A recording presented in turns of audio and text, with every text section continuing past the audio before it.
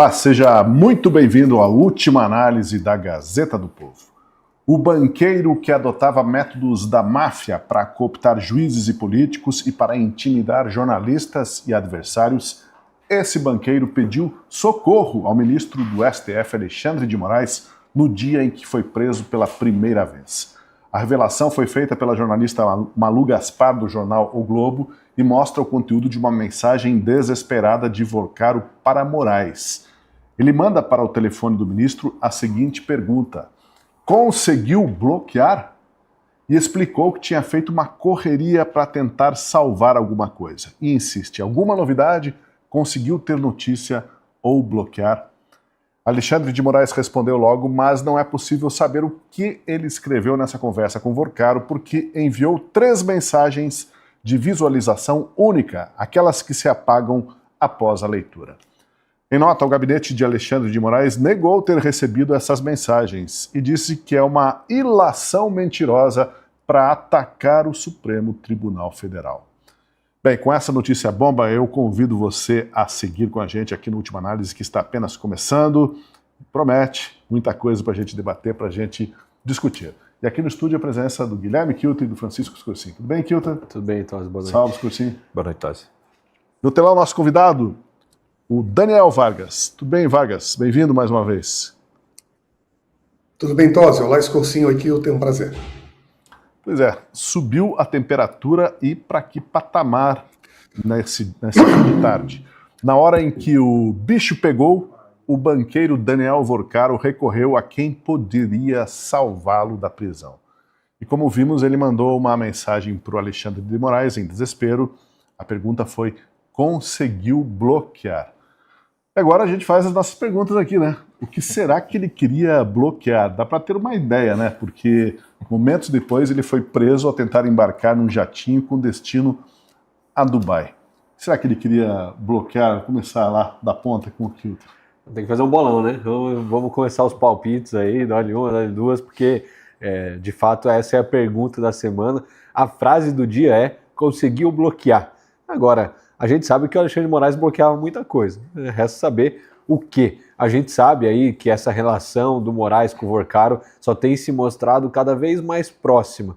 Tudo começou com aquele contrato de 129 milhões, estrondoso, do Banco Master com a esposa, o escritório da esposa do ministro Alexandre de Moraes, Viviane Barsi, que até agora não sabemos para quais tipos de serviço esse contrato estaria sido prestado, o que estaria incluso ali. A gente sabe que ela participou de um processo, fez um parecer, mas para 129 milhões, sinceramente, é um valor um pouco absurdo, e nem ela, nem o seu marido, o ministro Alexandre de Moraes, vieram a público esclarecer os fatos, deixaram por isso mesmo, achando que ia passar, só não contavam que o novo relator do caso do Banco Master seria o ministro André Mendonça, que ele faria ali uma relação muito próxima com a Polícia Federal e que isso ia acabar eventualmente levando a uma nova prisão do Daniel Vorcaro e a distribuição dos materiais aí do relatório da Polícia Federal para a imprensa. E agora a gente sabe de muita coisa. A gente sabe que o Vorcaro estaria em um encontro, teve 2 encontros com o ministro Alexandre de Moraes, segundo as conversas dele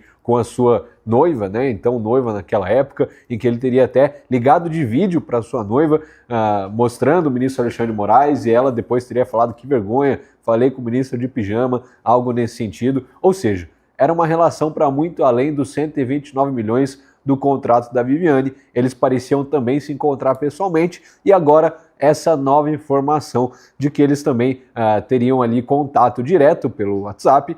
E aí o Vorcaro teria perguntado na época ali, no dia da sua prisão, se o Moraes conseguiu bloquear. Agora a pergunta é: bloquear o quê? Imagino eu, Tosi, que seja o celular ou algo relacionado ao Vorcaro que poderia complicar a relação dos dois ali, que não poderia ir para o STF, para a imprensa de jeito nenhum. Ou quem sabe algo que revelasse mais profundamente a relação dos dois, do Vorcaro com o Moraes, nós não sabemos. Também pode ser que seja alguma matéria na imprensa, algum influenciador, algum conteúdo nas redes sociais. Afinal, a gente sabe que o Vorcaro tinha profundo interesse em manter a sua imagem, a imagem do Banco Master, sempre limpa, mesmo que isso exigisse contratar influenciadores para falar em bem dele e do Master, ou até ameaçar e espancar jornalista que falasse do caso do Master, da sua liquidação pelo Banco Central, ou qualquer notícia negativa em respeito a esse tema. São muitas outras perguntas que surgem, a cada dia a gente vai recebendo mais perguntas, mais informações, e a coisa, pelo jeito, está longe de acabar. Deixa eu saber com o Daniel Vargas. Vargas, o seguinte, o ministro Alexandre de Moraes disse que isso é uma ilação mentirosa, que ele não recebeu essa mensagem. E aí, se for fazer uma apuração, quem sabe por parte da perícia técnica, e ficar demonstrado que realmente ele recebeu a mensagem e mandou mensagens dessas que são temporárias, que apagam depois da leitura, estaríamos diante de uma mentira flagrante de alguém que estaria tentando esconder algumas revelações que poderiam comprometer. Se fosse em qualquer outro país, eu arrisco dizer, nos Estados Unidos, né, fora de questão, se apanhado numa mentira dessas, o político, o magistrado, teria que pedir o boné, e no Japão seria o harakiri, né? Agora, acho que até no Afeganistão, o camarada teria que pedir para sair numa situação dessa, né? Uma vez comprovado tecnicamente, por meio de perícia, que ele teria mentido ao dizer que nunca recebi tal mensagem, mas ele recebeu, respondeu 3 vezes e colocou com essa configuração para se autodestruir a mensagem depois de ser lida. Tosi, só tem uma instituição que depende mais do crédito para se manter operativa, funcional num país: Supremo Tribunal Federal. O banco, como a gente sabe, vende credibilidade, crédito e, portanto, confiança na praça. Se não tem crédito, não tem confiança, não tem como fazer negócio com ninguém. Agora, o Supremo é uma instituição que depende profundamente de um alto nível de crédito na economia de uma república civil. E o que nós estamos vendo é um conjunto de dívidas morais que tornam agentes públicos centrais na república, a começar por lideranças do Supremo, imensamente devedoras, esgotam o seu crédito público. E assim como na economia, se não tem crédito, não tem confiança, e portanto ninguém pode mais atuar, fazer negócios, trocar com você, em uma democracia, a instituição Supremo depende do crédito para continuar em funcionamento, mas também, dado que ela cumpre um papel central dentro da estrutura de poder, para assegurar a credibilidade das outras instituições. Porque se falta crédito na cúpula da justiça, o direito também passa, ele próprio, a ser considerado pouco confiável. E aí não tem negócio, não tem ordem, não tem lei, não tem nada.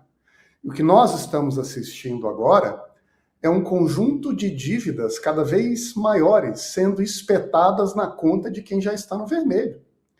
Veja, não é a primeira vez que nós estamos identificando indícios, fatos que testam a imagem de autoridades no Supremo Tribunal Federal. Ao que parece, ninguém negou. Existe um contrato de 129 milhões de dólares envolvendo a esposa de um ministro, pelo qual, salvo um manual de compliance, não parece que teve muito trabalho que corresponda ou justifique esse valor. Agora, outras notícias divulgadas, e a cada dia vemos novidades na praça, parecem explicar ou colocar perguntas sobre a natureza desse trabalho que estava sendo cumprido pelo grupo liderado pela esposa do ministro Moraes, dentro do seu escritório de advocacia, na relação com o Vorcar. E agora, à medida em que essas informações vão criando teias, conexões, nós nos perguntamos: será que uma democracia constitucional aguenta até quando com a vida das suas grandes instituições e lideranças no vermelho? Em algum momento nós vamos precisar pagar essa conta, de alguma forma. E quanto mais as investigações se aprofundam, menor a chance de uma recuperação, veja só, judicial. Parece que nós vamos entrando cada vez mais para uma situação em que o que poderia ser inicialmente tratado como uma dívida individual, como uma dívida de um conjunto de pessoas numa instituição, ou até como uma dívida institucional, vai se expandindo, contaminando e vai colocando em xeque a confiança, o crédito, a credibilidade do próprio Estado brasileiro. Agora, todos que diante dessa situação entendem o que está em jogo, o risco que isso significa, porque ninguém ganha em uma situação em que o crédito nacional some, em que uma república ameaça quebrar.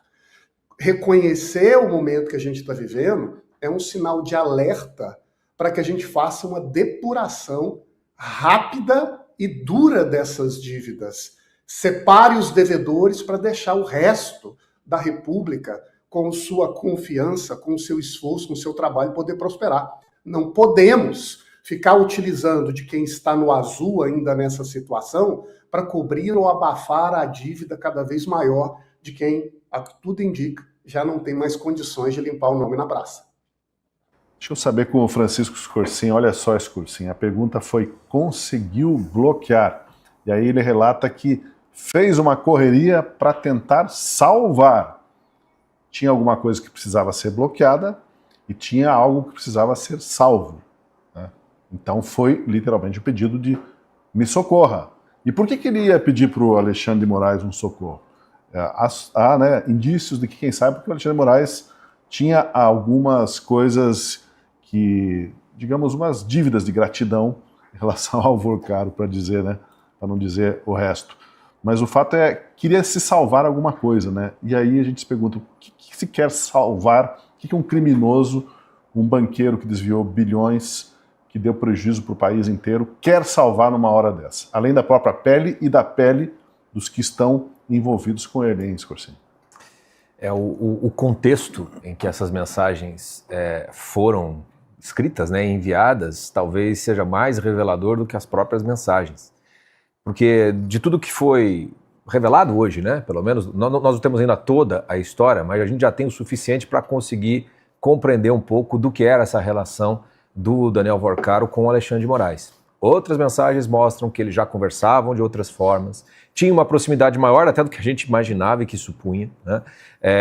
Porque não só proximidade, mas até uma intimidade, né? Porque tem uma das mensagens que o Vorcaro abre uma mensagem em vídeo com a sua namorada diante do ministro. Quer dizer, se você não tem uma mínima intimidade com a pessoa, você não vai fazer esse tipo de coisa, né? A moça ainda estava de pijama, um negócio que é muito difícil de você acreditar que aconteceria se essas pessoas já não tivessem uma relação razoavelmente estabelecida.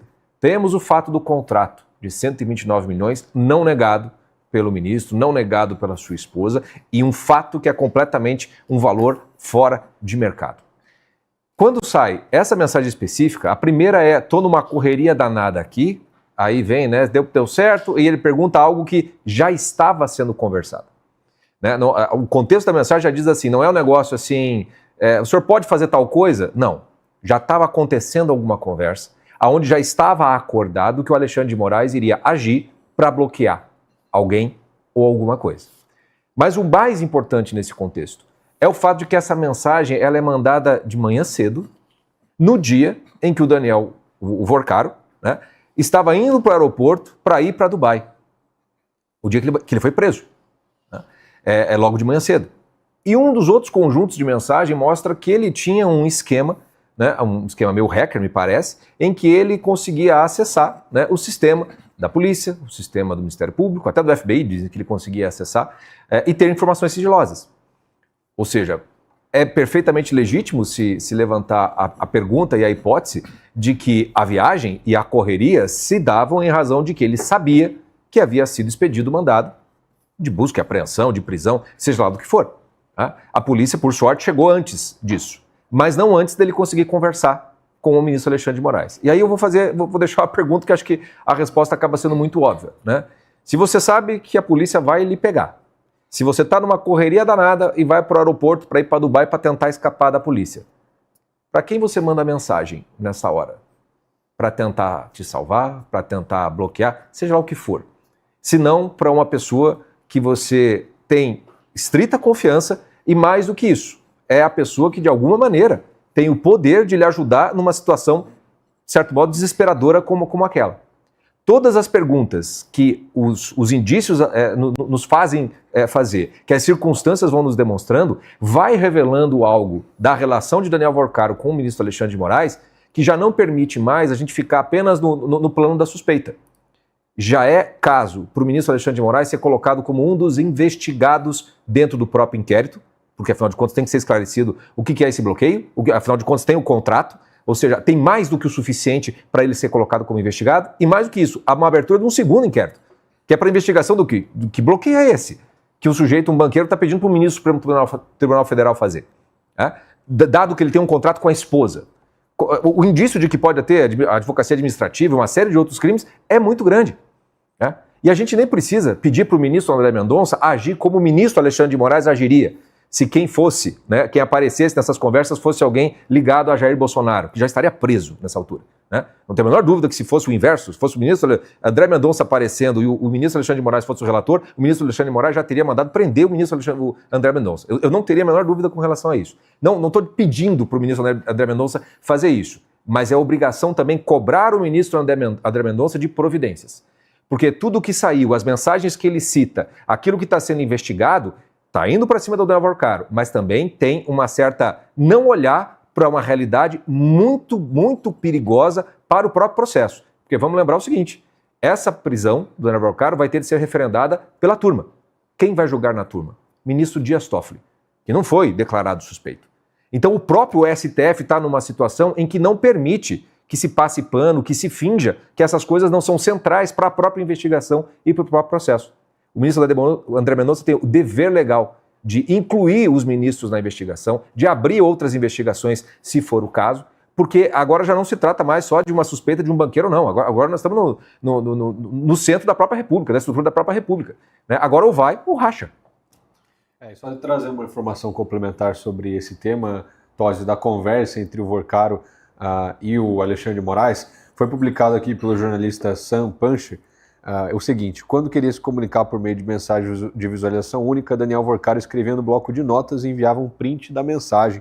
E aí ele publicou uma mensagem escrita no dia 30 de outubro de 2025. Ele diz assim, abre aspas, tudo de importante no final fica no seu colo. Impressionante, mas seu legado pelo Brasil será eterno. Tenho muito orgulho e tenho certeza que cada vez mais se consolidará como a pessoa mais importante do país. Então todo o sacrifício pessoal no final valerá a pena.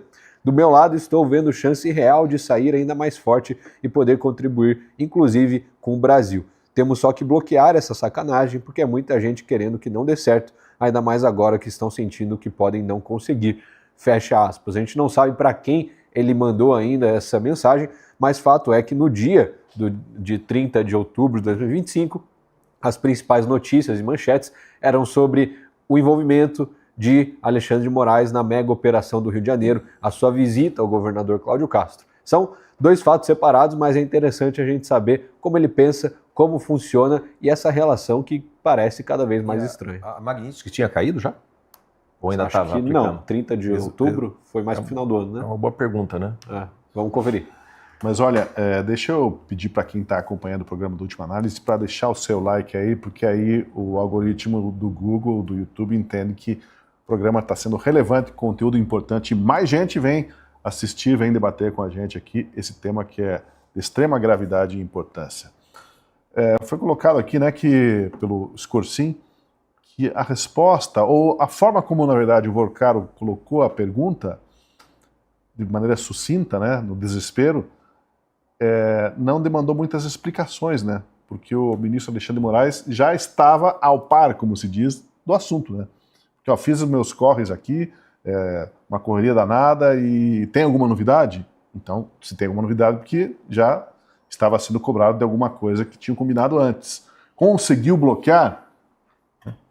Porque estava uma tentativa de tapar alguma coisa ali, algum vazamento, alguma coisa grave que viria a acontecer. Capaz, Tosi, porque o Alexandre de Moraes é um jogador de vôlei, exímio bloqueador de ataques.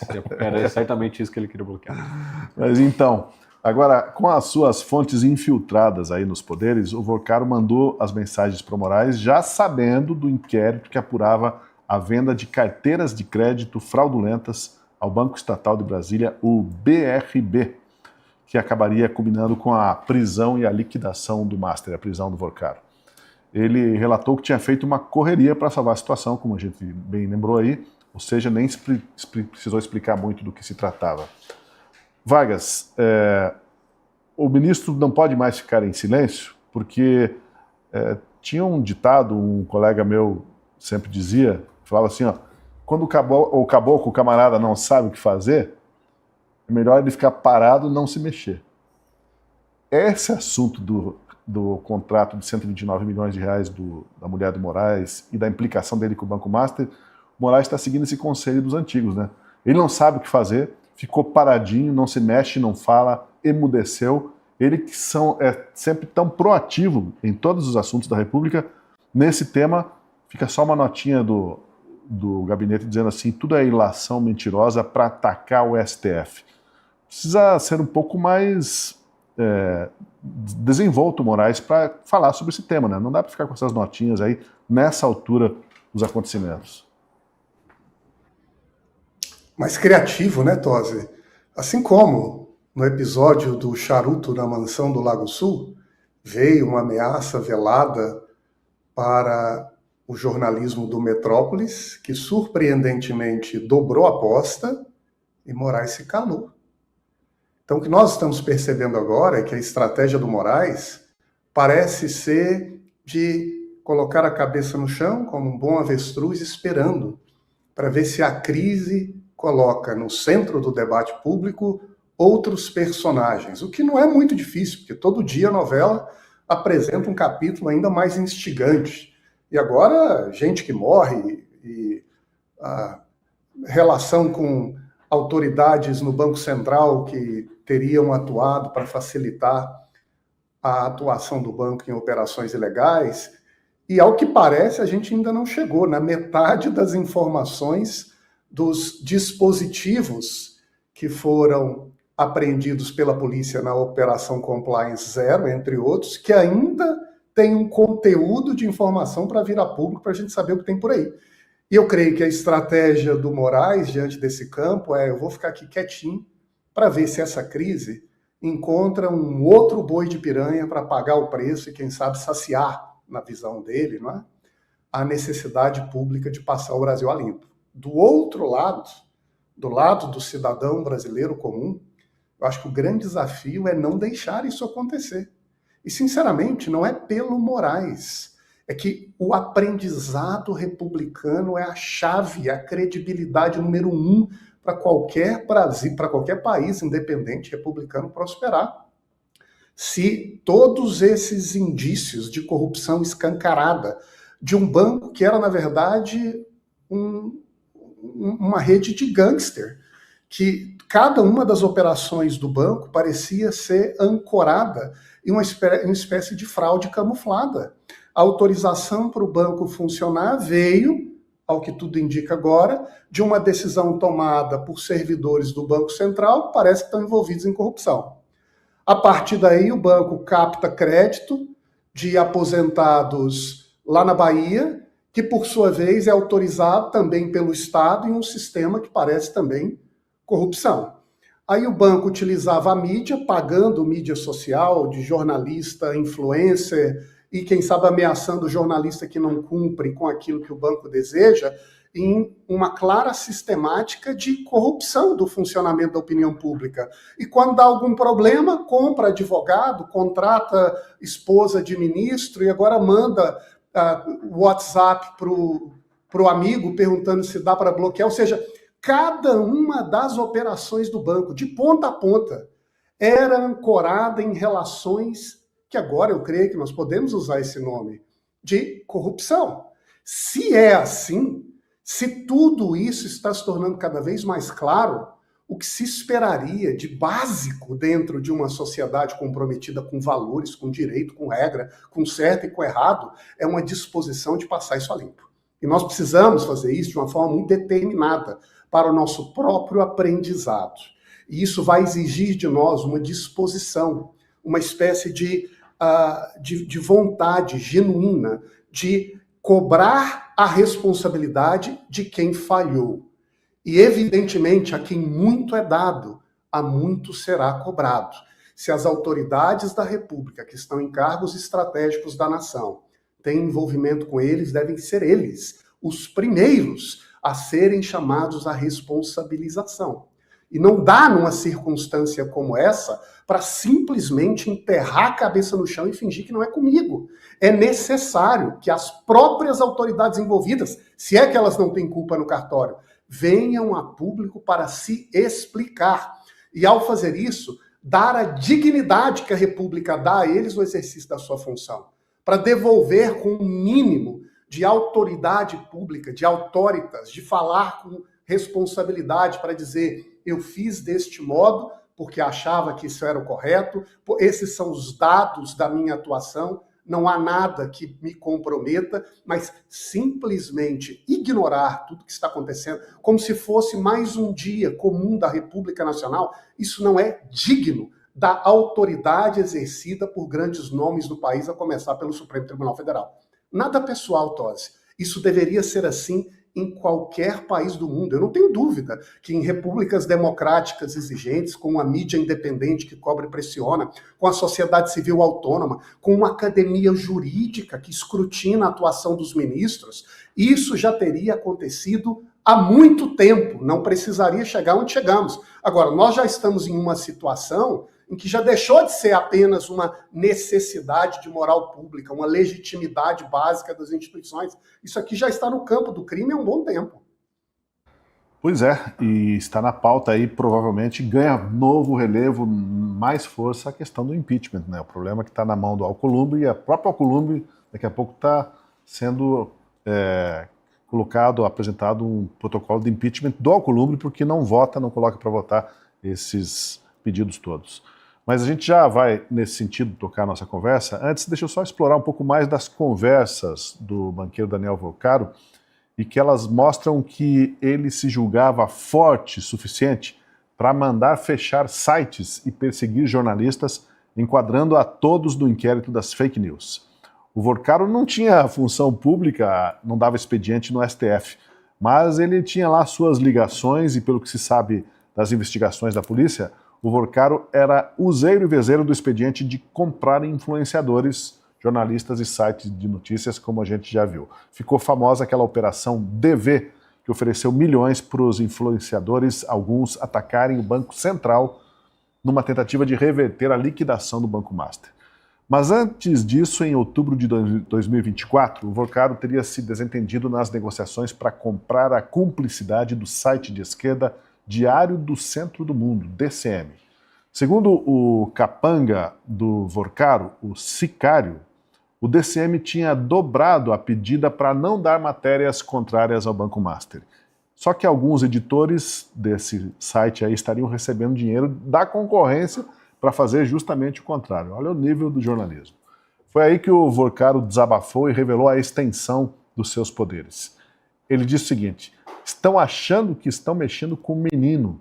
Agora não quero mais. Vão entrar no processo das fake news. Vou fechar esse site. Manda deixar a matéria. Esses otários. Temos aí alguém fazendo bravata, ou será que é mais do que bravata? Bom, agora sobre essa pretensão do Vorcaro de dar a entender que tinha poder para incluir jornalistas e veículos no inquérito das fake news e até fechar algum site, a gente conversa com o editor da Gazeta do Povo em Brasília, que cobre a justiça, o Renan Ramalho está com a gente. Tudo bem, Renan? Bem-vindo. Tudo bem, Tosi? Tudo bem aos demais aí? Boa noite a todos. Renan, o que dizer sobre esse suposto poder de censura que se auto-atribuía o Vorcaro para ameaçar os outros, né? Eu vou colocar esse camarada no inquérito das fake news, como se ele fosse o dono do inquérito, né? Inclusive você está fazendo uma reportagem, a Gazeta está produzindo uma reportagem que fala sobre isso, né? Esse suposto poder de censura que ele atribui a si mesmo, ou quem sabe que lhe atribuíam em função das suas relações para intimidar e ameaçar os outros, Renan. Pois é, o que a gente viu em todo esse caso Master é que o Vorcaro tinha uma grande preocupação com o que saía na imprensa. Ele achava que muita coisa que saía contra o Master talvez fosse plantado, né, fosse sugerido por concorrentes, por outros banqueiros que queriam ver a sua derrocada.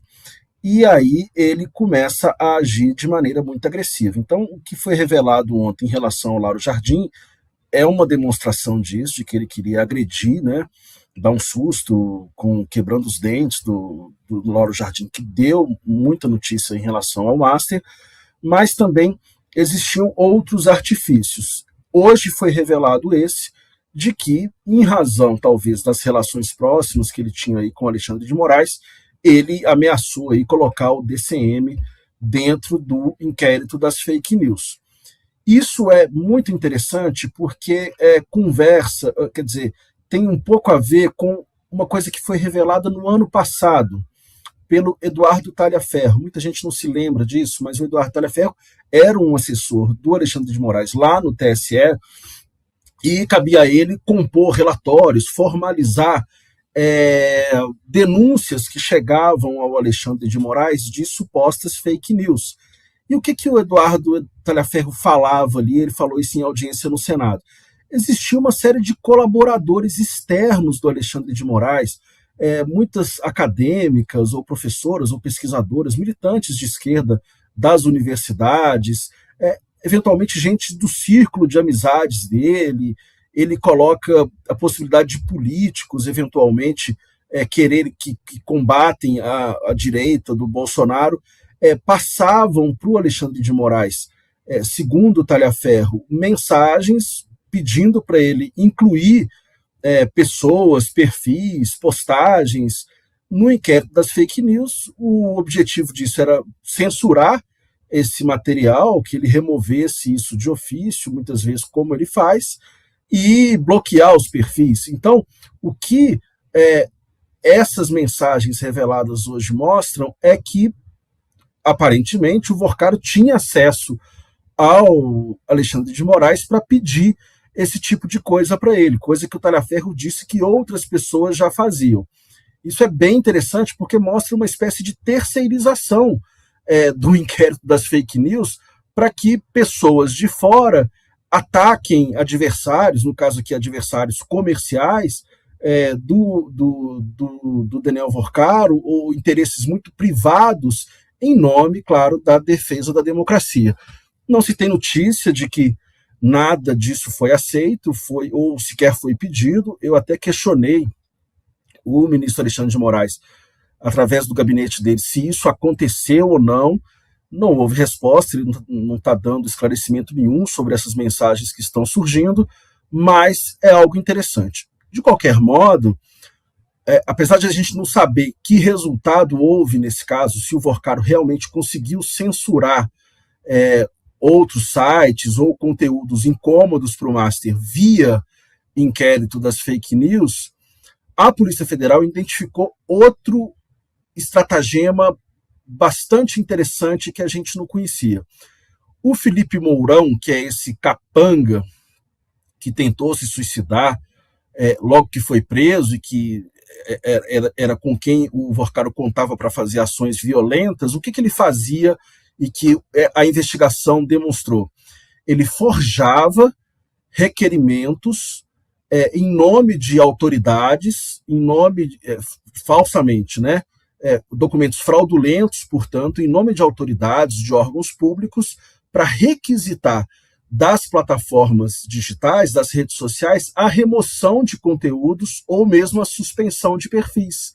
Ora, isso é inspirado numa prática que se tornou comum nos últimos anos, principalmente por parte, primeiro, do Supremo, na pessoa do Alexandre de Moraes, do TSE e depois também da AGU, do governo, para que mande-se notificações extrajudiciais para remover um conteúdo. A rigor, isso não é de cumprimento obrigatório. O Marco Civil da Internet, quando houve essa discussão, não previa que bastasse uma notificação para que você derrube uma postagem, ou bloqueie um conteúdo, ou mesmo um perfil de rede social. Mas houve uma pressão enorme do Supremo para que isso fosse feito, e acabou sendo decidido naquele julgamento do Marco Civil da Internet. Então, por pressão sobre as plataformas, hoje em dia se tornou mais fácil você derrubar algum conteúdo se há uma autoridade que te pede, ainda que não dentro da justiça, como prevê o Marco Civil. Então, olha que interessante, o Vorcaro e esse Felipe Mourão se aproveitaram desse modus operandi de censurar os conteúdos criado pelo Supremo Tribunal Federal para fazer isso de forma fraudulenta. Mas mostra muito bem como é que, de alguma forma, o Supremo contribuiu para a censura privada também, né? A gente conhece a censura pública, que é determinada pelo próprio ministro Alexandre de Moraes, muitas vezes de ofício e sem uma fundamentação muito clara ou transparente, mas isso passou a ser feito também, aparentemente, pelo Vorcaro. Tá certo, e mais sobre esse tema aí, você pode acompanhar na reportagem do Renan Ramalho na Gazeta do Povo. Para isso, torne-se assinante, fica o convite, né? Está R$1 por mês durante 6 meses. Muito obrigado, Renan, pela tua participação aqui no Última Análise. Seguimos o nosso debate. O Vorcaro quase que não acreditava no tamanho da teia de relações com poderosos que ele tinha costurado, tinha construído. Ele precisava se gabar com alguém. E esse alguém era a namorada, a influenciadora e modelo Marta Graf. Em abril de 2024, o Vorcaro participou do Fórum Jurídico Brasil de Ideias, em Londres, do qual ele era patrocinador e custeou, veja só, a palestra do ex-primeiro-ministro Tony Blair. Não é pouca coisa. Veja o trecho da conversa entre o casal reproduzido pelo site Poder 360. Acabei de dar o discurso para os ministros, diz o Vorcaro, ao que a namorada responde: uau, o que está acontecendo aí? Que máximo, queria ver tudo que você faz. Sério. Vorcaro escreve: eu sou muito louco, essa realidade, todos os ministros do Brasil, do STF, STJ, etc., e euzinho discursando. Aí a Graf, namorada, diz: realmente muito louco, amor, a sua vida, tudo, surreal, parabéns. Bom, nisso nós concordamos, né? É muito louca a vida do Vorcaro. Mal ela louca... sabia o quão louca era, né? Pois é.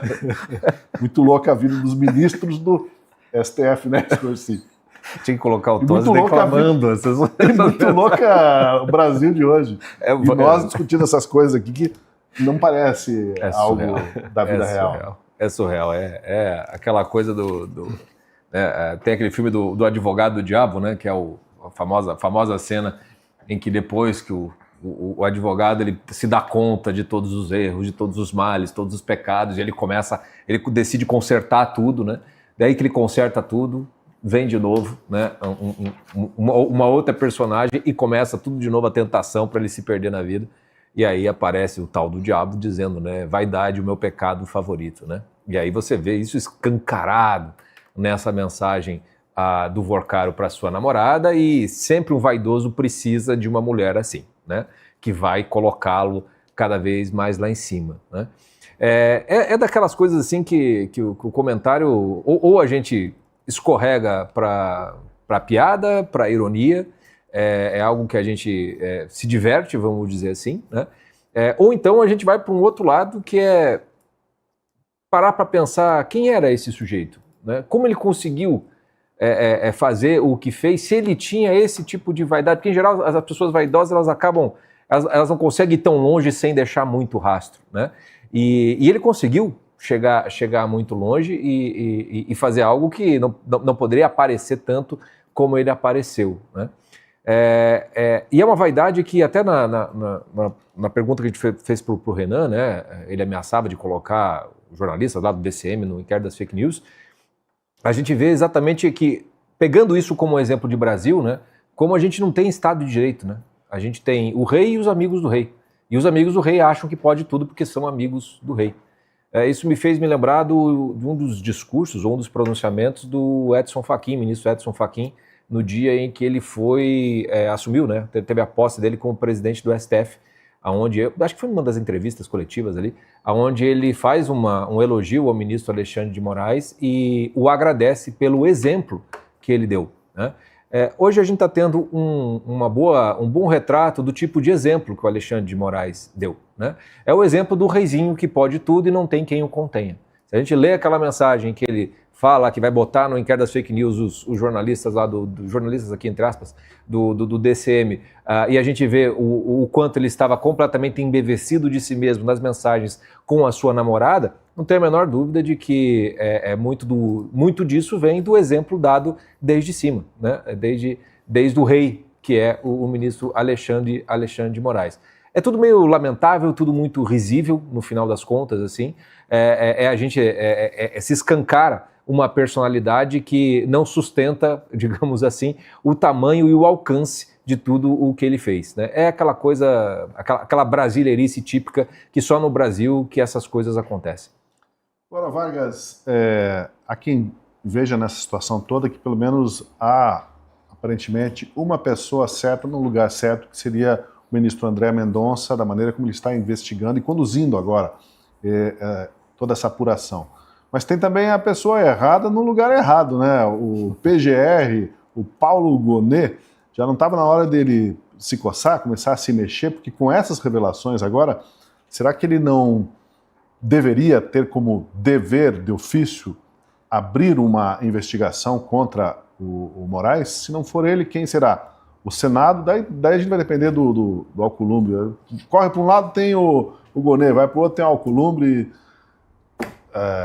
Brasileiros vão sair às ruas, mas aí também, né, ele já virou lugar comum, virou algo que não sensibiliza muito gente os protestos. Mas o Paulo Gonet é alguém aí que está escrevendo um capítulo da biografia complicado. Já escreveu um capítulo feio, para não dizer outra palavra, nos julgamentos do 8 de janeiro. E agora continua fazendo um borrão no caderno, não, Vargas? Tosi, a impressão que dá, não tem carcaça. Uma das tradições de análise na política e nos fenômenos é olhar para a personalidade das pessoas e, a partir daí, avaliar em que medida elas se julgam, digamos assim, fortes, legítimas, merecedoras da posição que ocupam, ou, ao contrário, tímidas, empalidecidas, dependente das relações de compadrio, de amizade e temerosas. Quando o PGR sinaliza, em diversos momentos, que diante de situações escandalosas, ele não parece muito disposto a entrar nessa briga, quando, na verdade, a função do PGR é de pegar temas que são espinhosos e colocar na briga para que seja avaliado e, a partir daí, seja apurado de forma devida. Quando ele recua, a impressão que dá é que talvez a carga interior não esteja suficientemente construída para o cumprimento da sua função. E, Tosi, eu gostaria de fazer uma relação entre isto, o que acontece com Daniel Vorcaro, e aí volta ao seu tema do André Mendonça. No caso do Vorcaro, sinceramente, às vezes eu tenho dúvida de que lado da história ele está. Se é um sujeito que tem o ego tão gigantesco e é tão autoconfiante e se sente o dono do mundo a tal ponto de achar natural fazer tudo aquilo que faz, como se fosse a ordem comum das coisas. Imagina eu, com a minha inteligência superior, como poderia ser diferente. Essa é uma interpretação. E essa interpretação, aliás, ela define muitas das lideranças históricas que fizeram a diferença ou que foram envolvidos em grandes escândalos no passado no próprio país. Né? E me parece que alguns líderes da esquerda condenados no passado, que depois voltaram para a vida civil contemporânea, se julgam assim. Assim também eu creio que eram algumas personalidades, como o próprio ex-presidente Collor, que em nenhum momento pareceu dar sinais de que, imagina, eu, com a minha inteligência e capacidade, não poderia ser diferente. Então essa é uma visão do que seria o Vorcaro.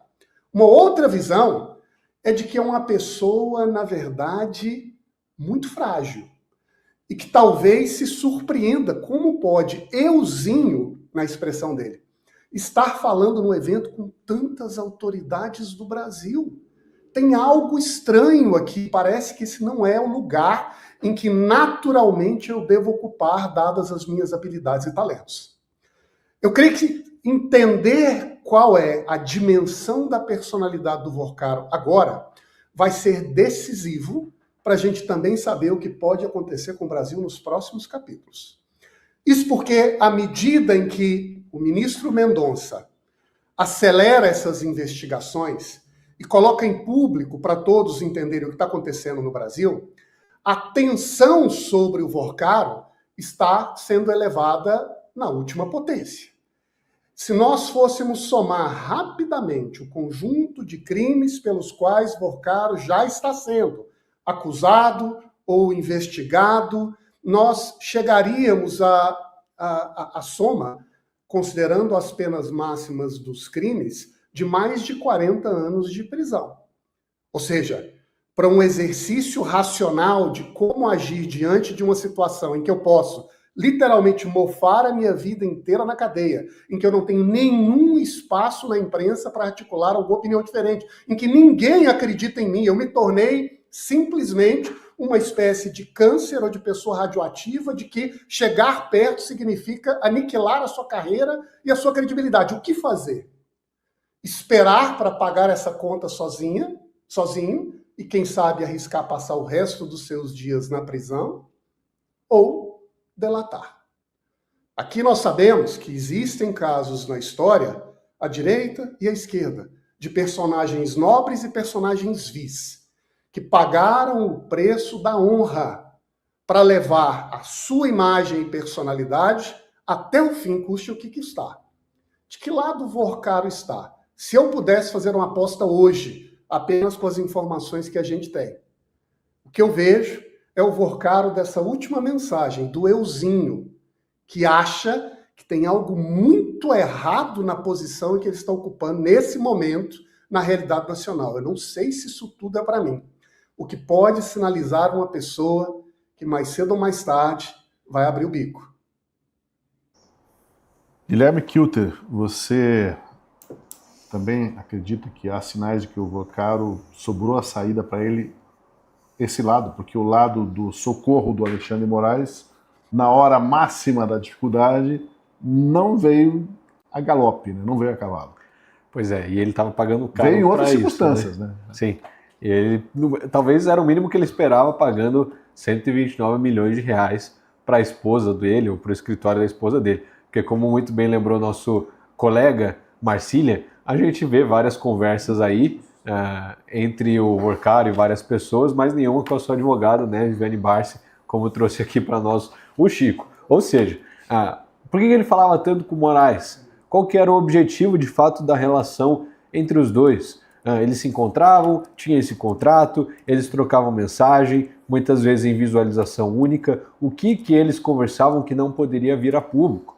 A verdade é que o Vorkaro começou em uma vida pregressa e não conseguiu mais voltar atrás. Começou com esse golpe financeiro do Banco Master, aí já estava pagando um mercenário para ameaçar, chantagear e agredir as pessoas que ele não gostasse, contratava pessoas e portais para falarem bem dele, mantinha relações com altas autoridades da República para manter o seu poder. A gente não sabe até onde o Vorkaro era capaz de ir ou até onde ele de fato foi. Resta a Polícia Federal descobrir isso e ao ministro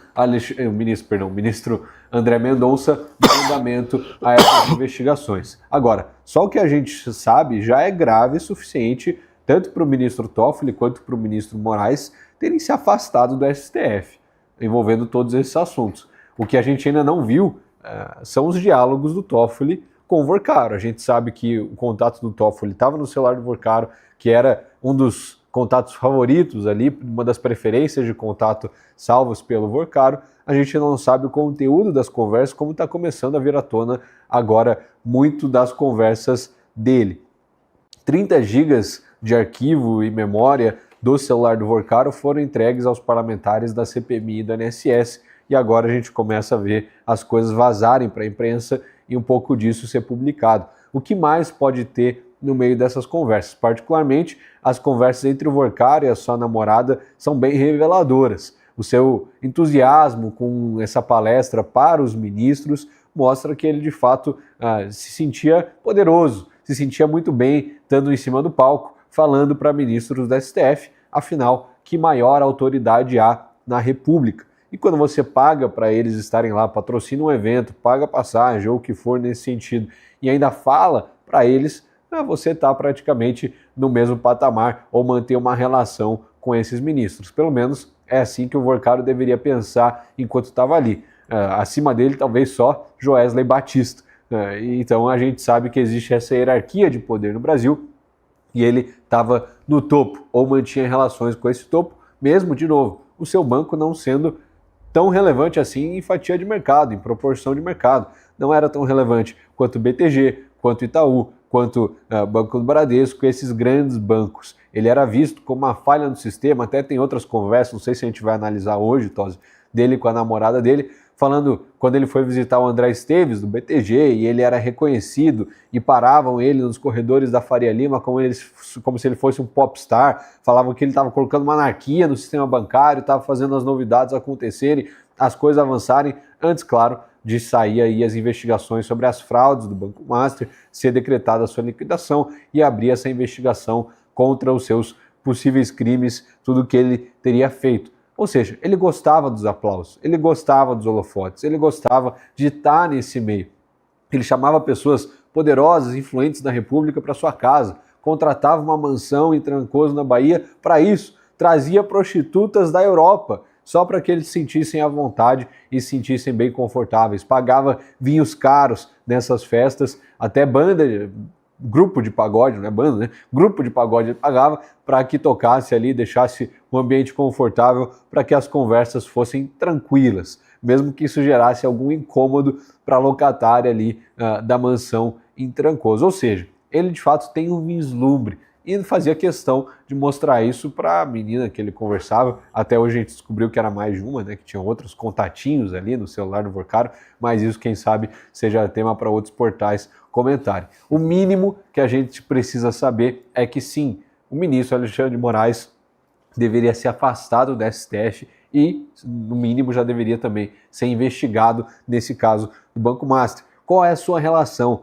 Até onde vai a profundidade do envolvimento do ministro Moraes com o Banco Master? A gente já pode chamar o STF de Supremo Master Federal ou algo nesse sentido? Pode o Banco Master ser o maior patrocinador dos ministros do STF? Por que o Gilmar Mendes desenterrou um caso antigo de Covid para blindar o Toffoli na questão do Tayayá, da Meredith, a sua empresa, a sociedade que ele tinha, que possivelmente teria relações ali com o Vorcaro e com o Banco Master? São muitas perguntas e cada vez mais pessoas poderosas envolvidas na República. Você fez menção, desculpa, claro. Você fez menção aí à questão das conversas íntimas, né? Naturalmente, normalmente, não seria tema para um programa jornalístico. O problema é que são conversas que envolvem relações com gente instituída nos poderes da República e reveladoras, porque parece que o tal do senhor Daniel Vorcaro se abria com essa namorada, né? Eu queria trazer aqui mais alguns trechos dessas conversas, então, que parece que corroboram que as mensagens de celular foram periciadas pela polícia e a informação que elas trazem. No dia 19 de abril de 2025, no fim da tarde, o empresário avisa a namorada, essa influenciadora Marta Greff, que ia se encontrar com Moraes. Escreveu ali, ó, indo encontrar Alexandre de Moraes aqui perto de casa. Surpresa com a informação, a Marta respondeu imediatamente perguntando sobre o local do encontro. Como assim? Permita-me ler, né? Como assim, amor? Ele está em Campos do Jordão? Ou foi para te ver? Cerca de 18 minutos depois, o banqueiro responde de forma breve sobre a presença do ministro na região. Ele está passando feriado. O Daniel Vorcaro tinha acabado de fazer uma reforma no visual do apartamento e o Alexandre de Moraes teria sido a primeira visita. No dia 3 de abril do mesmo ano, a namorada do Vorcaro disse que estava preocupada com o que ela estava lendo no noticiário sobre um contrato do Master com o escritório de advocacia da mulher de Alexandre de Moraes. Ela disse assim, ai amor, agora estava lendo o negócio da Viviane Barsi. E o Vorcaro responde, está aí na tela, não leia essas coisas. E aí a influenciadora rebate, Tá bom, não vou mais ler, amor. Eu só fui ver agora porque estou perdida sem saber o que está acontecendo. E aí, Scorsin, curiosamente, o Vorcaro não disse para a namorada: é mentira, né? É mentira essa história aí do escritório da Barsi de Moraes, da Viviane. Ele aconselhou apenas para ela não ler essas coisas.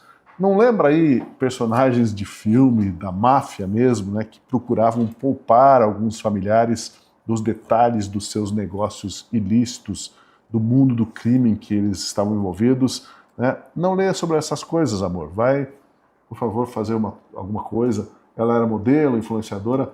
Vai influenciar os teus influenciáveis aí, deixa eu que toco a vida. Não se preocupe com isso.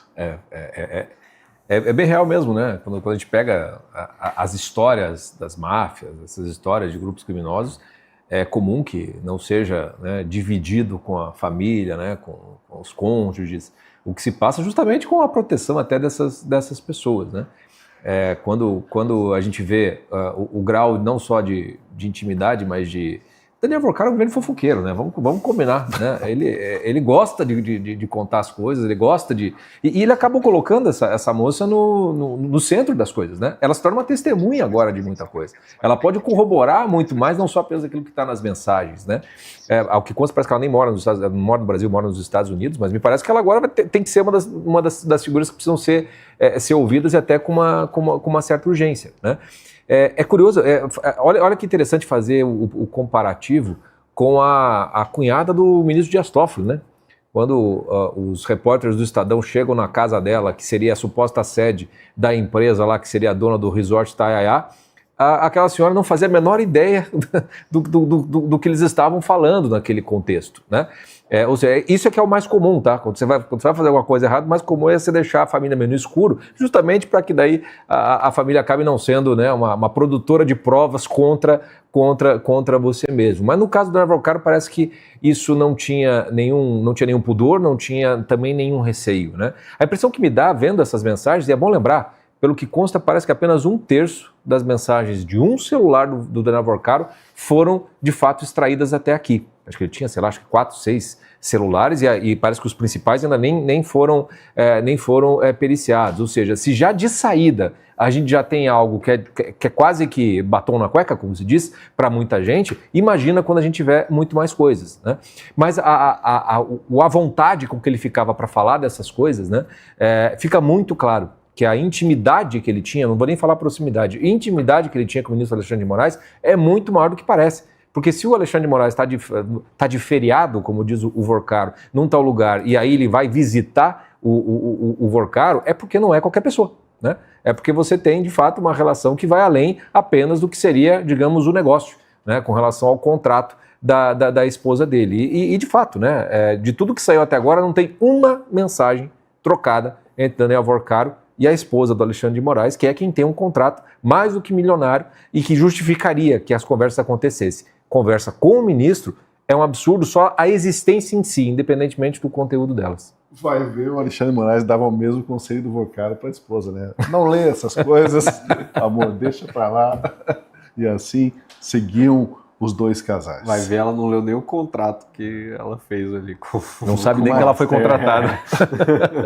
Mas se o ministro Alexandre de Moraes nunca abriu a boca, né, sobre o contrato inacreditável de 3,5 milhões por mês para a consultoria do escritório da esposa dele com o Master, a informação que chega na imprensa é de que Vorcaro se preparava para dar explicações desse negócio antes de ser preso dessa última vez.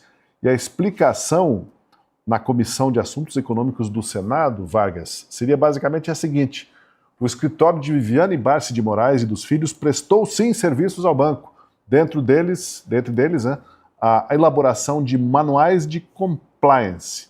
Agora, se isso aí é verdade, nós temos aqui os manuais de compliance mais caros do mundo e mais furados também, não, Vargas? Porque o Banco Master, na essência, é justamente o contrário, as práticas dele, do que diria qualquer manual de compliance feito por um estagiário do primeiro ano do quê? De administração? Qual seria o curso que prepararia esse manual de compliance? É justamente o contrário do que foi o comportamento do banqueiro. Agora, será dentro desse raciocínio, afinal, a culpa de tudo é da Viviane Bárcia de Moraes, que não preparou o pessoal do Vorcaro para saber gerir um banco, né?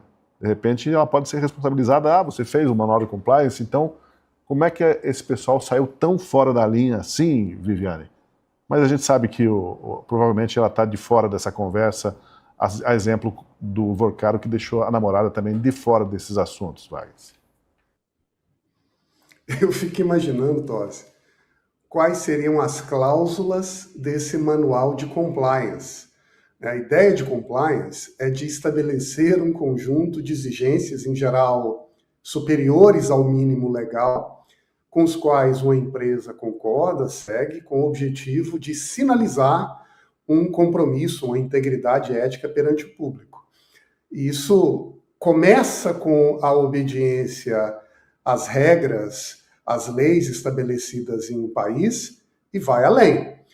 E ir além significa obedecer um conjunto de critérios na sua relação, em particular com lideranças públicas, que não possa gerar uma interpretação de tentativa de ter favor ou de receber algum privilégio ou de gerar um ambiente em que a decisão passa a ser interpretada como possivelmente influenciada pelo dinheiro, ou seja, é dar uma sinalização pública de que essa instituição segue os mais altos padrões de exigência ética, de integridade, de imparcialidade, de respeito dentro da República. Agora, sinceramente, Tosi, ouvir de Vorcaro que a contratação da esposa do ministro foi feita com o objetivo de estabelecer um manual de compliance para uma firma que operava desse modo, isso parece até uma piada, né? Parece até um filme de comédia em que esses paradoxos radicais vão emergindo, e é justamente essa uma das circunstâncias que forçam o riso, né? Parece um sarcasmo, parece um cinismo levado às últimas consequências. Eu esperaria qualquer outra fundamentação para o contrato com a esposa do ministro, mas um manual de compliance, não, isso não faz muito sentido. Agora, Tosi, o que também torna toda essa situação tragicômica no Brasil, e eu não sei se o Brasil ainda entendeu esse aspecto de maneira clara, é que o fato de a atuação do Vorcaro, com essa teia de relações escusas, nos surpreender, é que a gente pressupõe que este não é o modus operandi normal do mercado brasileiro. Então, nós pressupomos, nós acreditamos, ou queremos crer, que a maior parte das instituições brasileiras não opera segundo essa lógica. Segue as leis, obedece os padrões republicanos, e, portanto, por isso mesmo a gente crê que essa exceção tão escandalosa representada por Vorcaro precisa ser atacada, escrutinada e punida. Porque isso não é a regra. A regra é seguir os padrões republicanos da República.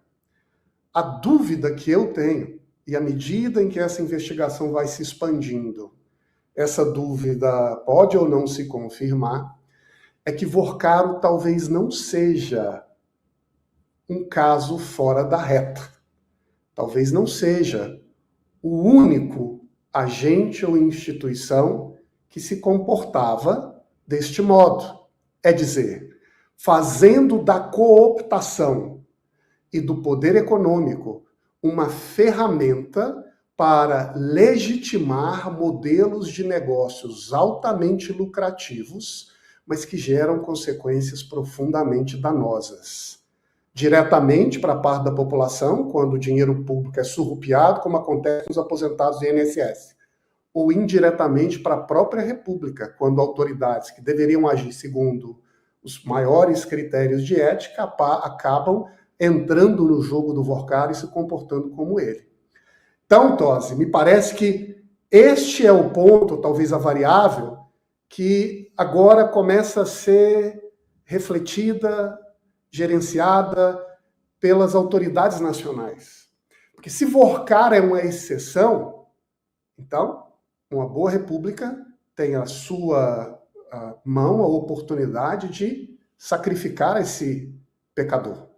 Mas se Vorcaro é só mais um no modus operandi de um sistema que fez da cooptação de agentes públicos, de relações escusas que envenenam os elos da engrenagem democrática, o novo normal do que é ser bem-sucedido, e dar uma palestra ao lado do ministro Supremo em Lisboa e Nova York, aí a coisa se torna muito, muito mais grave e fica difícil até imaginar qual pode ser a solução. Pois é, mas o Vorcaro é uma peça nesse xadrez político brasileiro e da corrupção no Brasil, e tem muitas outras peças e muito mais caroço nesse angu. Agora a gente vai mudar um pouquinho o tema, a gente já volta para o Vorcaro, porque eu estou suspeitando que vai subir o preço do aço na construção civil. Por causa da blindagem do pessoal dos ministros. Gostou da piadinha? Guilherme Kilton. Deixa eu continuar com a piadinha. Vamos lá. Olha só o sorriso na cara do Kilton. Ele gostou da piada. Não, a blindagem está tão descarada e está avançando tanto. Essa notícia explica bem aqui. Bota a notícia no ar ali. Ó. O Dino mandou suspender a quebra do sigilo do Lulinha na CPMI do INSS. Foi mais um caminhão de aço blindado entregue no STF.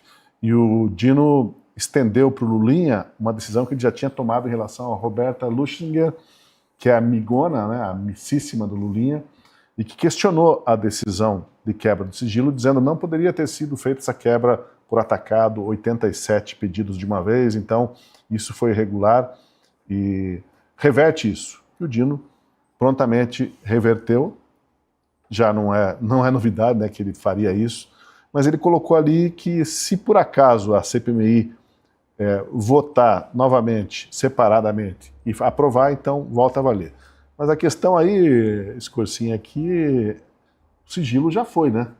Já está circulando aí as contas do Lulinha, quanto que ele gastou, quanto que ele recebeu, do pai, do sócio, pagou, voltou, e parece que a média aí não é pouca coisa, né? Dá uns 400 mil reais ou mais por mês, tem que fazer uma conta ali. 19 milhões em 4 anos, é muito dinheiro que ele movimentava. Mas provavelmente não deu tempo de apurar tudo ainda, né? Porque a grande pergunta que a CPMI fez é se o Lulinha recebia dinheiro, repasses do esquema do INSS. Deve ter muito dado para ser analisado, mas à medida que os dados foram chegando, parece que o pessoal foi vazando. Ou não foi a CPMI, não foi ninguém da CPMI, talvez tenha sido da outra quebra de sigilo que foi feita por determinação do André Mendonça, a pedido da Polícia Federal. Mas o fato é que as contas do Lulinha agora já estão desfilando no sambódromo, né? Já chegou, o bloqueio chegou tarde demais, né, nesse caso. E tem assim, independente da questão técnico-jurídica, né, tanto da quebra do sigilo pela CPMI, que suscitou uma série de discussões, debates, polêmicas, como dessa decisão do ministro Dino, que ela é até, juridicamente, ela é absolutamente indefensável, mas, sinceramente, acho que isso pouco importa. No atual estágio, né, em que as coisas estão chegando e a forma como o STF não só está no centro, mas, de certo modo, ele meio que está abarcando todas as coisas, né, tem algo que eu acho que até para um político experiente como o ministro Dino, né, é uma atitude tola, para dizer o mínimo, da parte dele. Primeiro, pela inutilidade, né? Embora você possa impedir que a CPMI use da quebra do sigilo, esse sigilo foi quebrado no inquérito pela Polícia Federal, que é onde as coisas vão realmente acontecer, né? Então você tentar bloquear uma certa exposição política do Lulinha na CPMI não significa que o Lulinha não será exposto, né? Porque pelo próprio andar da carruagem no processo, na investigação da Polícia Federal conduzido ali pelo ministro André Mendonça, isso vai acabar aparecendo mais cedo ou mais tarde, independentemente dos vazamentos, que é o que já aconteceu. Até pelos vazamentos terem acontecido, a decisão já chega, de certa maneira, meio inútil, porque aquilo que precisava meio que vazar para todo mundo, de certo modo, perceber que tem fumaça ali que precisa ser investigada, isso já apareceu. Mas aqui o meu comentário tem mais a ver com a atitude política, porque o Supremo Tribunal Federal ele é um tribunal político, ele não é mais um tribunal jurídico. E quando a gente lembra da famosa transcrição da fala do ministro Dino na famosa reunião, quando o ministro Dias Toffoli decidiu se afastar da relatoria do processo do Banco Master, né, o ministro Dino teria dito que ele é STF Futebol Clube, né? Me parece que é em função disso que ele tem atuado. Eu falei, eu acho que o ministro Dino não está prestando atenção na partida, então, no jogo, porque a decisão dele é um gol contra o STF Futebol Clube, porque só faz se somar a uma série de suspeitas com vários ministros que vai tornando inviável de você conseguir apenas dizer que é esse ou aquele ministro. Você começa a desconfiar que tem um certo conluio entre vários deles, tentando, de certa maneira, proteger uns aos outros e proteger quem mais for preciso para que não se chegue até eles, né? Hoje mesmo teve o ministro Gilmar Mendes, acho que foi hoje ou ontem, ameaçando o governador Zema, né, fica falando mal do Supremo Tribunal Federal, depois vem aqui entra com ações, como se ele fosse o sujeito tão, o Jesus Cristo ali que vai decidir o destino do Estado de Minas e do próprio governador. Então a situação do STF ela se complica muito mais do que já estava, e o ministro Dino se meteu onde nem precisava se meter, de uma maneira inútil e que só joga contra o próprio STF. O ministro Dino já foi melhor em política. Bom, vamos voltar às inconfidências aí do Daniel Vorcaro. Numa outra conversa com a namorada dele, veja só, de abril do ano passado, divulgada pelo site Metrópolis, Daniel Vorcaro compara o negócio de bancos à máfia. Isso mesmo. A influenciadora pergunta como tinha sido o dia dele. E o Vorcaro responde: sobrevivi mais um dia. Tô na adrenalina, ainda na guerra. Não sei se passou, preciso chegar no final. Como fiquei muito exposto, ficou muito arriscado. Mas está caminhando para resolver. André baixou a guarda e ataques diminuíram, disse o Vorcaro para a namorada. E ela responde que eles não iam deixar ele sair assim por cima. O Vorcaro concorda e compara o mundo dos bancos à máfia. Verdade, esse negócio de banco sempre falei que é igual máfia, não dá para sair, ninguém sai. Bem não sai, só sai mal. Não era o sistema bancário brasileiro um dos mais aprimorados e bem azeitados do mundo, né? Agora tem que rever isso, né? Tem que rever isso. É igual nossas urnas eletrônicas, né? São invioláveis. O Vorcaro viola tudo, FBI, Interpol, Ministério Público, Polícia Federal, mas relaxa, todos os sistemas do Brasil são amplamente confiáveis, o sistema bancário, o sistema do Ministério Público, e mesmo assim, para o Gonê, não é suficiente para que ele se manifeste ou que dê um parecer favorável aí pela prisão do Vorcaro. Ele prefere se omitir, ficar em silêncio, falar que não deu tempo, puxa, passou o prazo, perdi o horário, dormi no ponto, e deixa quieto. Agora, esse sistema bancário, de fato, tem se revelado um tanto quanto complexo com a entrada do Vorcaro. A gente fica sabendo um pouco por dentro como que a banda toca e como que eram as relações dele com o resto do sistema financeiro, com a Faria Lima. E, de fato, não era nada simples, era um tanto quanto complicada essa relação. Ele se apresentava, e de fato se apresentou, segundo o próprio Lula, como alguém que estava crescendo no mercado financeiro, era um pequeno querendo derrubar os grandes, era um Davi contra Golias. E o próprio Lula disse que isso teria interessado muito ele. Ele chamou ali o Haddad e outros ministros para conversarem com o Vorcaro, inclusive o próprio presidente do Banco Central na época. Ou seja, gerou interesse. Que interesse era esse? Qual o interesse de Lula e dos seus ministros no Vorcaro, no sistema bancário, no que ele poderia fazer dentro do sistema bancário? Será que ele queria ver um flanco aberto ali no André Esteves, no BTG, nos grandes bancos, talvez usar um pouco dessa influência do Vorcaro? A gente não sabe. Quem sabe isso vem à tona mais para frente para descobrir o que estava acontecendo. Agora, graças a Deus pelas conversas do Vorcaro com a sua namorada. Ainda bem que ele contava tudo, falava tudo e mais um pouco, porque assim a gente consegue ficar sabendo o que ele estava pensando, o que ele achava nesses momentos, nesses grandes encontros. Era como se tivesse um espiãozinho dentro da cabeça dele ali e a gente pudesse descobrir um pouco mais disso, menos quando ela descobriu alguma coisa um pouco espinhosa, como o contrato da Viviane Barsi com o Banco Master, aí ele não abordava esse assunto, deixa quieto, não lê isso daí, quem sabe foi até isso que ele pediu para o Alexandre de Moraes bloquear, né? Bloqueia o acesso da minha namorada aí, esse negócio que vai complicar para mim aqui em casa à noite. A gente não sabe, talvez a gente descubra, mas é muito bom ficar sabendo tudo que está acontecendo nos bastidores aí do Banco Master. Eu quero seguir para o próximo tema, mas eu acho que eu preciso ouvir aqui o nosso professor de Economia e Direito, agora da parte da economia, viu, Vargas, sobre o sistema bancário. Sempre tido como muito robusto o sistema bancário brasileiro, mas não dá para desconsiderar nessa equação o jeitinho, a malandragem e a criatividade dos criminosos no Brasil, né, que mostraram que o sistema bancário aí está mais para um queijo suíço, cheio de furos, e vai ter que ser consertado, né, Vargas? Um breve comentário teu sobre isso. Claro, Tosi, eu não vou me arvorar na posição de grande expert no funcionamento do sistema financeiro, mas vou compartilhar algumas ideias muito rapidamente do que isso pode indicar para nós.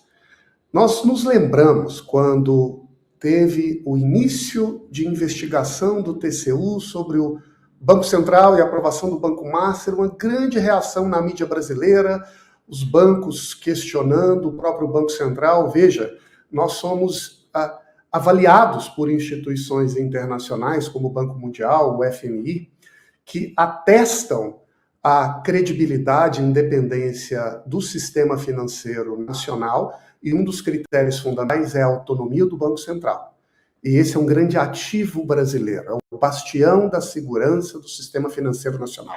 É o fato da gente confiar em uma posição realmente independente do Banco Central, que nos permite também confiar que as operações financeiras que acontecem no Brasil são legítimas, são boas, é um espaço meritocrático de competição livre que protege aqueles que investem no sistema financeiro. Agora, o que as últimas notícias do Workário indicam é que mesmo esse sistema tem, digamos assim, algumas porosidades, porque, ao que tudo indica, a autorização para que Workário atuasse utilizando o crédito dos aposentados no INSS, veio através de uma decisão ou negligente ou fraudulenta, ou seja, o sistema errou.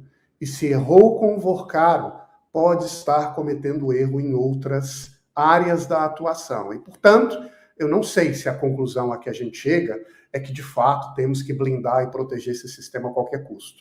O que parece é que a falha do Workário também indica a necessidade da gente, em algum momento, passo a passo, first things first, como os americanos gostam de dizer, mas também olhar para a verdadeira independência e credibilidade da regulação financeira nacional. Porque não é possível que um escândalo desse tamanho se arraste, gerando uma crise que queima literalmente dezenas de bilhões de reais do Brasil, e isso é normal. Isso não é normal em nenhum sistema financeiro que é digno de credibilidade, de independência no mundo. O Brasil é muito grande para ter esse tipo de problema acontecendo a olho nu e a gente normalizar. Tem que normalizar nada. Tem que olhar para isso e tratar com a devida seriedade, punir quem errou. Se houve negligência, tem que ser apurado. Mas, passo a passo. Primeiro, resolvemos o problema particular. Depois a gente olha para o sistema e o que pode ser feito para aprimorá-lo.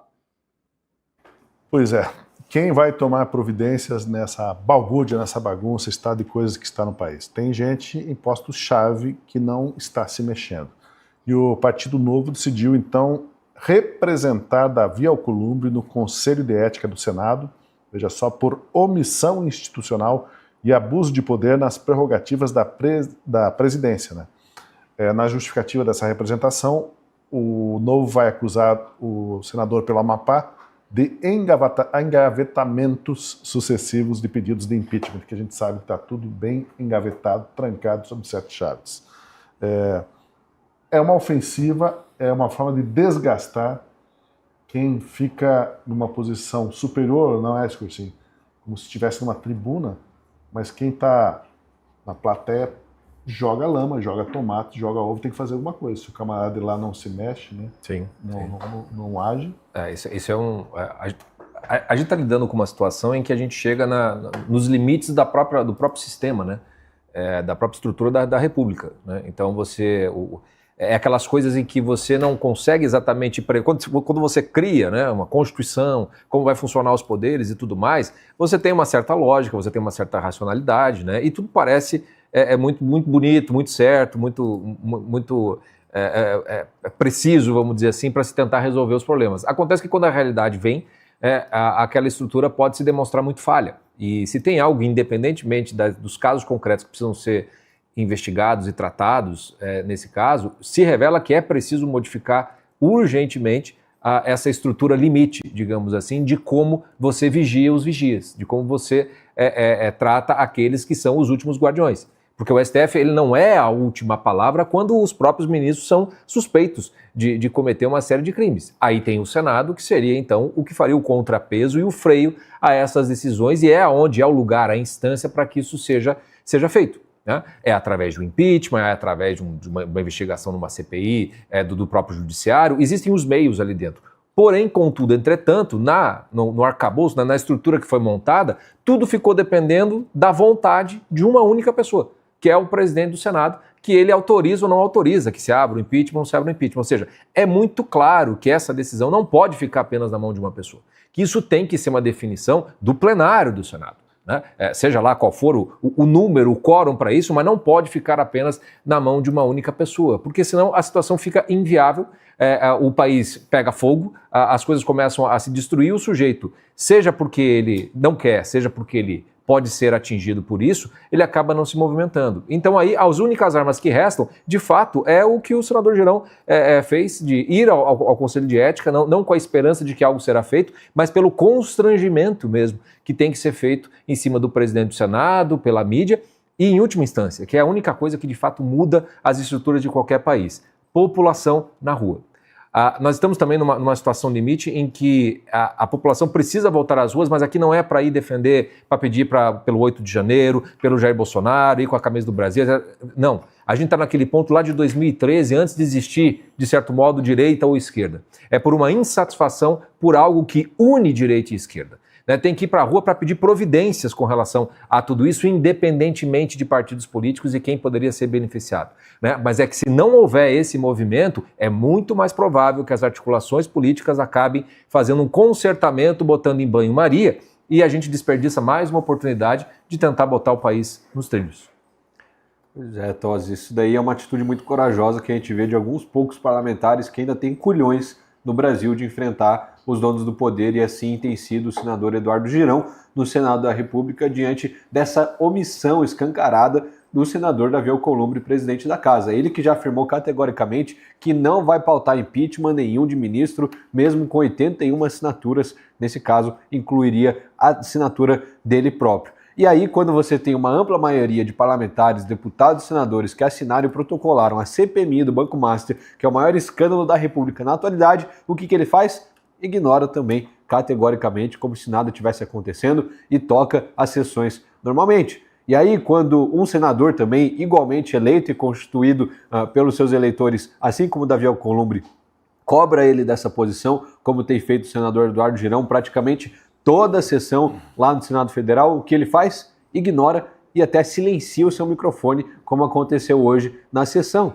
Ou seja, já passou para censura, escancarada. Qualquer um que ouse cobrar o poderosíssimo Davi Alcolumbre será silenciado, será ignorado ou será escanteado. Faz muito bem o Partido Novo, faz muito bem o senador Eduardo Girão em levar esse caso ao Conselho de Ética. É obrigação, por lei, por regimento, que o Davi Alcolumbre instale essa CPMI do Banco Master. Por que não fez? Por que não faz até agora? A gente ficou sabendo também pela imprensa que o Daniel Vorcaro teria encontrado com o Davi Alcolumbre e teria ficado num jantar, numa reunião com ele até tarde, sabe-se lá o que, discutindo o que, mas graças também à sua conversa com a namorada, a gente ficou sabendo disso de novo, graças a Deus por essa namorada que pergunta da vida dele, onde ele está, o que ele está fazendo, porque só assim, pelo jeito, para a gente descobrir o que está acontecendo nos bastidores, no lado escuro da República, assim como a gente tem o lado escuro da Lua, nós temos o lado escuro do Olimpo, do Supremo Tribunal Federal, da presidência, das casas legislativas e agora do envolvimento com o Banco Master. É importantíssimo que Davi Alcolumbre seja responsabilizado e, quiçá, investigado por essa conduta pífia na condução do caso do Banco Master. É o Brasil de 2026, sujeira por todo lado e precisando de uma faxina, de uma máquina, de uma lavadora a jato aí, né, para começar a limpar isso. Tem muita gente que não está cumprindo o seu papel. Quero agradecer muito a todos vocês pela participação na Última Análise, Guilherme Kilter, Francisco Scorsin, Daniel Vargas, foi um prazer tê-los com a gente aqui e voltaremos a conversar. Fica o convite especial para quem acompanhou o programa para considerar se tornar assinante da Gazeta do Povo e apoiar o nosso jornalismo, que são os assinantes que possibilitam programas como Última Análise e os outros da nossa grade aqui no YouTube. A assinatura está apenas R$1 durante 6 meses e você dá esse apoio fundamental. Muito obrigado pela sua participação e até o nosso próximo encontro.